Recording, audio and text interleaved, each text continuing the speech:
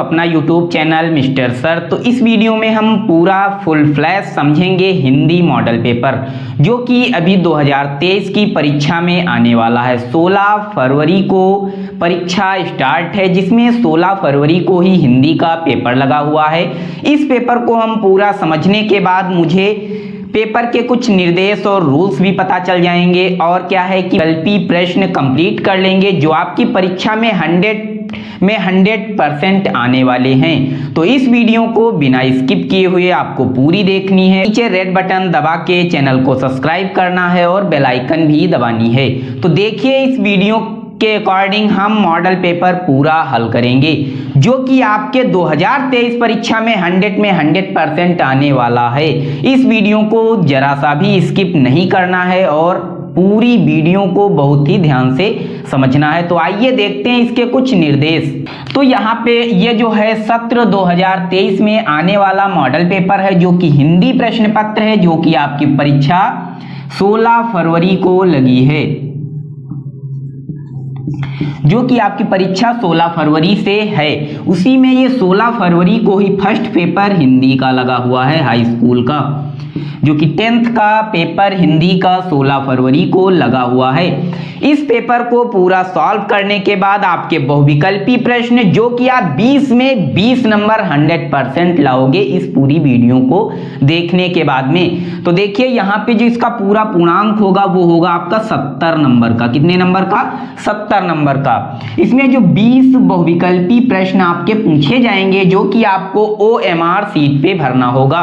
OMR seat के इसके पूरे निर्देश हम जानते हैं। OMR सीट को कैसे भरेंगे, कैसे उसको फिलअप करेंगे, इस वीडियो में हम लास्ट तक देखेंगे। तो आइए देखते हैं। सबसे पहले हम समझते हैं हिंदी प्रश्न पत्र के कुछ मोस्ट इंपॉर्टेंट निर्देश। तो देखो, यहाँ पे आपको समय दिया होगा, जो पेपर समय होगा, पूरा जो आपका समय दिया होगा वो होगा 3 घंटे 15 मिनट, जिसमें 15 मिनट जो ये है आपका, ये प्रश्न पत्र पढ़ने के लिए होता है। क्या करने के लिए होता है? प्रश्न पत्र पढ़ने के लिए आपको 15 मिनट दिए जाते हैं, जिसमें आप बहुत ही ध्यान से प्रश्न पत्र को पूरा पढ़ सकते हो। उसके बाद में ही हल करना होता, क्योंकि जब आपको प्रश्न पत्र पूरा आप रिपीट कर लोगे, एक बार पढ़ लोगे, तो क्या है कि आपको ये पता चल जाएगा आपको कितने क्वेश्चन आते हैं। सबसे पहले आपको वही क्वेश्चन करने होते हैं जो आपको आते हैं बहुत ही अच्छी तरीके से। तो इस वीडियो को देखने के बाद में आपकी हिंदी एकदम क्लियर होगी, वो भी आप 2023 की परीक्षा में टॉप करोगे हिंदी सब्जेक्ट। कुछ निर्देश भी देखते हैं, इसके कुछ रूल्स होते हैं, कुछ निर्देश होते हैं जो कि आपकी बोर्ड परीक्षा के द्वारा बताए जाते हैं। इनको बहुत ही ध्यान से सावधानी पूर्वक समझना है और अपनी कॉपी पे ऐसे ही सावधानी पूर्वक करके आना है। अगर जो आप इस वीडियो को स्किप कर दोगे तो आपका पेपर बेकार भी हो सकता है। तो इस वीडियो को बिना स्किप किए हुए पूरा देखना है। तो आइए देखते हैं इसके निर्देश क्या होते हैं। तो इसके निर्देश होते हैं 15 मिनट प्रश्न पत्र पढ़ने के लिए आपको दिए जाते हैं, जो कि अभी बता चुके हैं कि आपके पास 15 मिनट जो एक्स्ट्रा दिए जाते हैं, ये सिर्फ प्रश्न पत्र पढ़ने के लिए दिए जाते हैं। इसमें आप अपना प्रश्न पत्र बहुत ही ध्यान से पढ़ सकते हो। उसके बाद में हम देखते हैं दूसरा जो इसका होता है निर्देश, वो क्या होता है? प्रश्न पत्र 2 खंडों में विभाजित है। प्रश्न पत्र हिंदी का जो है वो 2 खंडों में विभाजित है, एक तो आ, एक तो बा। अब देखते हैं उसके बाद में खंड आ में बहुविकल्पी प्रश्न पूछे जाते हैं। खंड जो आ है उसमें आपके बहुविकल्पी प्रश्न पूछे जाते हैं। जैसे अभी आपको आगे हम बता रहे हैं बहुविकल्पी प्रश्न कैसे पूछे जाएंगे। तो जैसे आपको अभी आगे हम बता रहे हैं कि बहुविकल्पी प्रश्न कैसे पूछे जाएंगे, और आप अगर जो इस वीडियो को आप बहुत ही ध्यान से देखोगे तो आपके 100 में 100 मार्क्स मिलेंगे। तो इस वीडियो को देखते रहना है, थोड़ा भी स्किप नहीं करना है। उसके बाद में आगे लिखा है जो इसका निर्देश तीसरा होता है वो क्या होता है? खंड आ में बहुविकल्पी प्रश्न होते हैं, जिसमें सही चयन करके OMR सीट। अब आप लोगों को OMR सीट कितने लोगों को पता है? तो OMR सीट जो होती है उसको बहुत ही सावधानी पूर्वक भरा जाता है। उसमें कहीं भी काटपीट नहीं की जाती है। उसमें आप या तो ब्लू या तो ब्लैक 2 ही पेनों का यूज कर सकते हो, जिससे आपको गोल कर देना होता है। उसके बाद में क्या होता? OMR सीट को बहुत ही ध्यान से प्रश्न पत्र पढ़ के ही भरना पड़ता है। तो देखिए, यहाँ पे सीट पर काले व नीले 2 ही पेन आप यूज कर सकते हो। OMR सीट पे काला और नीला पेन से गोल किया जाता है। जो निर्देश नंबर 4 है वो क्या है, प्रत्येक प्रश्न 1 नंबर का होगा। जो बहुविकल्पी प्रश्न होगा वो तो आप लोगों को पता है, एक प्रश्न 1 नंबर का। इससे मोस्ट इंपॉर्टेंट बात कोई हो ही नहीं सकती है कि आपका एक प्रश्न सिर्फ गोला करने का 1 नंबर दे रहा है। तो यहाँ पे आपको बहुविकल्पी प्रश्न पे बहुत ही ध्यान देना है, जिससे आपके नंबर अच्छे आएंगे। तो देखिए आगे क्या दिया है, OMR सीट पर उत्तर देने के बाद कोई भी काटपीट नहीं करनी। ये नहीं कि आप OMR सीट को एक बार भर के फिर उसको रबड़ या व्हाइटनर से हटा के फिर दूसरा भरो, नहीं, ये नहीं आपको करना है। तो अगर जो आप गलत भी कभी भर देते हो तो उस प्रश्न को वैसे ही छोड़ देना, उस पर काटपीट नहीं करनी है, नहीं तो आपकी कॉपी रिजेक्ट कर दी जाएगी, आपकी कॉपी चेक नहीं होगी, आपको एक भी नंबर नहीं मिलेगा। तो इस वीडियो को अगर जो आप लास्ट तक देखोगे तो आपको हम बताएंगे OMR सीट को कैसे भरा जा सकता है। तो आइए देखते हैं इसके रूल्स जो हैं वो हमको पता चल गए हैं। अब हम कुछ बहुविकल्पी प्रश्न देखते हैं, जैसे आपकी जो 2023 की परीक्षा में आने वाले हैं, जो कि 16 फरवरी से स्टार्ट है। तो इस पूरी वीडियो को देखने के बाद में आपके बहुविकल्पी प्रश्न हमेशा के लिए क्लियर हो जाएंगे, जो कि आप 2023 16 फरवरी की परीक्षा में आप करके आओगे। ये अगर जो वीडियो आप बिना स्किप किए हुए देखते हो तो आपका 16 फरवरी का पेपर 100 में 100 मार्क्स देगा। तो यहाँ पे हम देखते हैं, सबसे पहले आपका क्वेश्चन लिखा है बाबू गुलाब राय। ये जो हैं एक लेखक हैं, बाबू गुलाब राय किस युग के लेखक हैं? ये जो लेखक हैं ये किस युग के लेखक हैं? तो आपको युग पढ़ाए गए होंगे, भारतेंद्र युग, शुक्ल युग, शुक्लोत्तर युग। इनमें से ये जो आपके बाबू गुलाब राय जी हैं ये किस युग के लेखक हैं? तो इसको बहुत ही ध्यान से आप लोग बताइए। इसमें से A सही है, B सही है, C सही है, D सही है, नंबर 1 सही है, 2 सही है, 3 सही है, 4 सही है। तो इसमें से बताइए, बहुत जल्दी कमेंट करके बताइए। तो आप लोग देखिए, भारतेंद्र युग के बाबू गुलाब राय नहीं है, तो ये वाला आपका गलत है। उसके बाद में द्विवेदी युग के भी नहीं है, ये भी आपका गलत है। शुक्लोत्तर युग के भी नहीं है, ये भी आपका गलत है। लेकिन आपके जो बाबू गुलाब राय जी हैं वो किस युग के लेखक हैं? शुक्ल युग के लेखक हैं। इसी तरीके से हम दूसरा क्वेश्चन देखेंगे। दूसरा क्वेश्चन हम देखते हैं क्या लिखा है, चिंतामणि किस विधा की रचना है? जो चिंतामणि है वो किस विधा, उसमें विधा कौन सी है? कविता है, कहानी है, नाटक है, निबंध है? तो आप लोग बहुत ही जल्दी कमेंट में बताइए मुझे इसमें क्या है। तो देखते हैं, क्या जो चिंतामणि है वो एक कविता है? तो कविता नहीं है, कहानी भी नहीं है और आपका नाटक भी नहीं है। तो इसमें सर सही क्या है? तो इसमें निबंध सही है। उसके बाद में हम देखते हैं गबन किसकी रचना है? जो गबन है ये किसकी रचना है? तो आप लोगों को पढ़ाया जा चुका है, जो गबन रचना है वो मुंशी प्रेमचंद्र जी की है। तो यहाँ पे हम इसमें पहला वाला सही कर देंगे और सब आपके गलत हैं। तो OMR सीट पे क्या होगा, आपको ऐसे दिया होगा, इस टाइप से 4 वो ऑप्शन दिए होंगे, नंबर 1, नंबर 2, नंबर 3, नंबर 4। तो यहाँ पे क्या करना, प्रश्न नंबर 1 लिखा होगा, प्रश्न नंबर 1। तो इसके सामने क्या है, पहले वाले में आपका कौन सा सही है? तो आपका पहले वाले में तीसरा सही है। कौन सा सही है?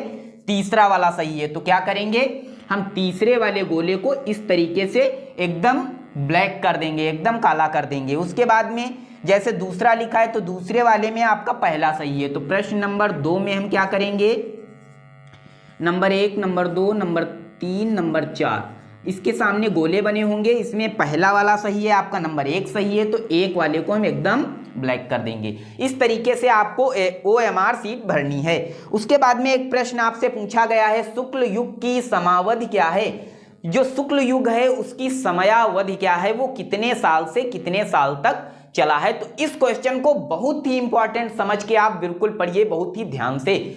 तो इसमें कहीं कहीं पे आपको दिया होगा 1919 से 1938 तक, तो यहां तक भी चला है। अगर जो इसको कोई लोग गूगल या कहीं डिजिटल उस पे देखते हो तो वहां पे शो करता है 1920 से 1940 तक, ये आपका शो करता है। तो यहां पे क्या लिखा है, 1919 से 1938। तो इसमें का आपका 3 नंबर सही है और ये सब जो हैं ये आपके गलत हैं। तो यहाँ पे आप लोग बहुविकल्पी प्रश्न को बहुत ही ध्यान से समझोगे। तो आपसे हम दोबारा रिपीट कर रहे हैं, देखिए, बाबू गुलाब राय किस युग के लेखक हैं? तो बाबू गुलाब राय जो हैं वो शुक्ल युग के लेखक हैं। गबन किसकी रचना है? तो आप लोगों को बता चुके हैं गबन मुंशी प्रेमचंद्र की रचना है। उसके बाद में हम देखते हैं क्वेश्चन लिखा है चिंतामणि किस विधा की रचना है, तो चिंतामणि एक निबंध है। क्या है? निबंध है। उसके बाद में हम एक और क्वेश्चन देखते हैं शुक्ल युग की समयावधि क्या है, तो शुक्ल युग की समयावधि है 1919 से 1938 ईस्वी तक। तो जो इसकी समयावधि है, इसका जो समय चला है 1919 से 1938 तक चला है। आइए मोस्ट इंपॉर्टेंट प्रश्न जो आपकी परीक्षा 2023 में आने वाले हैं, इस वीडियो में हम मोस्ट इंपॉर्टेंट क्वेश्चन की बात कर रहे हैं, मोस्ट इंपॉर्टेंट प्रश्नों की बात कर रहे हैं जो आपकी परीक्षा में 100 में 100% आने वाले हैं। अगर जो इस वीडियो को आप पूरा देख लोगे तो आपको हिंदी में अच्छे मार्क्स लाने से कोई नहीं रोक सकता है। तो आइए देखते हैं अगले प्रश्नों को हम बहुत ही ध्यान से समझते हैं। जैसे आपका एक प्रश्न है, क्या लिखा है, नीड़ का निर्माण फिर किस विधा की रचना है, तो इसमें हमें विधा बतानी है। विधा कौन सी है, तो इसमें है भाई आत्मकथा। क्या है? आत्मकथा। इसकी जो विधा है वो आत्मकथा है, ना तो जीवनी है, ना तो साक्षात्कार है, ना तो रेखा चित्र है। इसमें कौन सा सही है? आत्मकथा। तो आपका जो नीड़ का निर्माण फिर जो आपकी विधा है, इसमें कौन सी विधा है? आत्मकथा। उसके बाद में नेक्स्ट क्वेश्चन क्या लिखा है, प्रवास किस युग की रचना है, तो प्रिय प्रवास जो आपकी है वो किस युग की रचना है, तो इसमें पहला वाला सही है, द्विवेदी युग की। जो आपकी प्रिय प्रवास रचना है वो किस युग की है? द्विवेदी युग की। ना तो ये भारतेंदु युग की है, ना तो छायावाद की है, ना तो प्रगतिवादी युग की है। इसमें कौन सा सही है? पहला वाला, द्विवेदी युग की है। उसके बाद में नेक्स्ट क्वेश्चन क्या है, मधुशाला किसकी रचना है। जो मधुशाला है वो किसकी रचना है, तो इसको बहुत ही ध्यान से समझना है। ये मोस्ट इंपॉर्टेंट क्वेश्चन है, मोस्ट इंपॉर्टेंट। ये आपका कैसा क्वेश्चन है? मोस्ट इंपॉर्टेंट, हर एक परीक्षा में पूछा जाता है, तो इसको बहुत ही ध्यान से देखते हैं। क्या लिखा है, मधुशाला किसकी रचना है, तो मधुशाला जो है रचना वो हरिवंश राय बच्चन की है। किसकी है? हरिवंश राय बच्चन की। ना तो ये रामधारी सिंह दिनकर जी की है, ना तो हरिऔध की है, ना तो सुमित्रानंद पंत की है। ये किसकी है? हरिवंश राय बच्चन की। ये किसकी है? हरिवंश राय बच्चन की। तो इसको बहुत ही ध्यान से समझ लेना है। उसके बाद में सेकंड क्वेश्चन क्या लिखा है, भारत भारती किसकी रचना है। जो भारत भारती रचना है ये किसकी है, तो ये जो रचना है ये है मैथिली शरण गुप्त की। किसकी है? मैथिली शरण गुप्त की, और इसमें से किसी की नहीं है। तो इसको बहुत ही ध्यान से समझते हुए चलना है। उसके बाद में जो नेक्स्ट क्वेश्चन लिखा है, क्या लिखा है, आधुनिक काल कब से कब तक चला। जो आधुनिक काल है उसको हम दो चीजों में देखते हैं, बहुत ही ध्यान से इसको समझते हैं। इस क्वेश्चन को मोस्ट इंपॉर्टेंट क्वेश्चन है। जो कुछ आपके इतिहासकार हैं वो बताते हैं कि ये भारतेंदु हरिश्चंद्र के जीवनी से चला है 1850 से, लेकिन नहीं, इसमें कौन सा सही है? 1843 से अब तक चला है। कब तक चला है? 1843 से चला है। तो इसमें हम कौन सा सही करके आएंगे? 1843 से अब तक। ना तो आपका ये वाला सही है, ना तो 1936 वाला, ना तो 1918 वाला। तो इसमें कौन सा सही करेंगे? 1843 से अब तक चला है आधुनिक काल। उसके बाद में सेकंड क्वेश्चन देखते हैं, मतिराम किस युग के कवि हैं। जो मतिराम है वो रीति काल के कवि हैं, ना तो आदिकाल के हैं, ना तो आधुनिक काल के, ना तो भक्ति काल के। जो मतिराम है वो रीति काल के कवि हैं। उसके बाद में एक क्वेश्चन लिखा है, हास्य रस का स्थाई भाव। इसका जो स्थाई भाव होगा, हास्य का हास होगा। क्या होगा? हास। तो इस क्वेश्चन को बहुत ही ध्यान से समझना है। हास्य का जो स्थाई भाव होगा वो होगा हास। इसमें तीसरा वाला सही है, ये भी नहीं सही है, ये भी नहीं सही, ये भी नहीं सही, तीसरा वाला हास सही है। उसके बाद में सेकंड क्वेश्चन लिखा है, सोह तोड़े पीठ पर श्याम सलोने गात, मनो नीलमन शैल पर आपत प्रभात। इसमें जो अलंकार है वो कौन सा अलंकार है? आप लोगों को यहाँ पे एक उदाहरण भी याद हो जाएगा जो कि आपके अलंकार पूछे जाएंगे, उसमें भी लिख के आना है। तो क्या आपको याद करना है, सोह तोड़े पीठ पर श्याम सलोने गात, मनो नीलमन शैल पर आपत प्रभात। ये जो आपका अलंकार है इसमें कौन सा अलंकार है इस उदाहरण में? तो इसमें उत्प्रेक्षा अलंकार है, ना तो उपमा है, ना तो रूपक है, ना तो श्लेष है। तो इसमें कौन सा है? उत्प्रेक्षा अलंकार है। इस क्वेश्चन को बहुत ही ध्यान से करके आना है। उसके बाद में लिखा है, रोला छंद में कितने चरण होते हैं? तो रोला छंद में 4 पद और 8 चरण होते हैं। इसमें 11 और 13 मात्राएं लगती हैं, तो इसको बहुत ही ध्यान से समझना। इसमें तीसरा वाला सही है। कौन सा सही है? तीसरा वाला, और ये सब गलत हैं। उसके बाद में सेकंड क्वेश्चन देखते हैं क्या लिखा है। प्रत्यय के कितने भेद होते हैं? तो प्रत्यय में आपके भेद 2 होते हैं। कितने होते हैं? 2 होते हैं। तो यहां पे आपके क्वेश्चन कंप्लीट हो रहे हैं, जिनको बहुत ही ध्यान से समझना है और अपनी ये क्वेश्चन पूरे बोर्ड की परीक्षा में लिख के आना। यही क्वेश्चन आने वाले आपकी बोर्ड की परीक्षा में हैं। तो इस वीडियो को देखने के बाद आपके बहुविकल्पी प्रश्न एकदम कंप्लीट हो जाएंगे।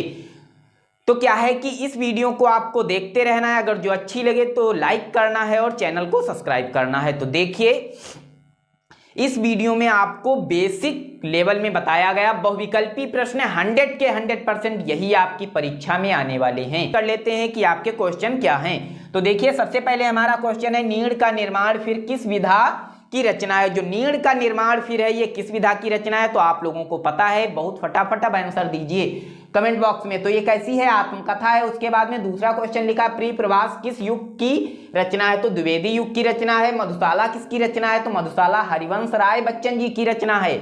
उसके बाद में सेकंड क्वेश्चन लिखा है, भारत भारती किसकी रचना है? तो भारत भारती मैथिली शरण गुप्त की रचना है। आधुनिक काल कब से कब तक चला?